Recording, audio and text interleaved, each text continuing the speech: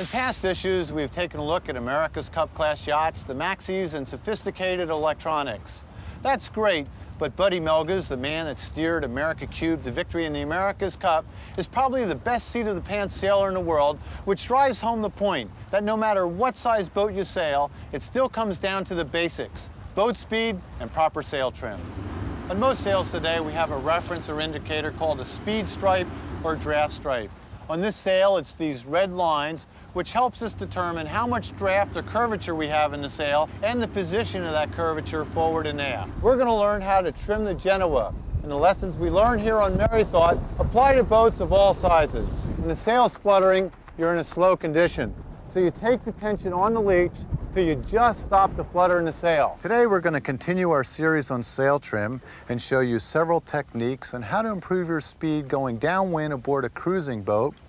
And we're also going to join a hot racing crew on a 39-foot Beneteau and show you how to trim the mainsail when you're on the downwind leg of the course. But one of the best innovations to come along for a cruising boat is something called a Spinnaker Sock. Now this can be set, a spinnaker, with just 1, 2, or maybe 3 people. It's easy to use. Hoist the sock, which contains the spinnaker, to the top of the mast. With the spinnaker still inside the sock, everything is under control. Now we simply raise the sock or sleeve to let the spinnaker set. Watch how easy this is. As we raise the sleeve, the spinnaker comes out, and that's all there is to it.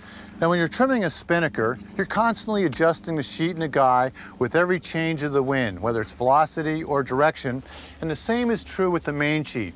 The idea here is to ease it out as far as you can until the sail starts to flutter or luff. If it does, then I trim the sail back in. Every time the wind changes, I ease it out or trim it in, making an adjustment, and in every puff, I can gain a few feet. The shape isn't quite right to get the halyard up a little bit, and that'll pull the draft forward, and it'll give a little bit more balance.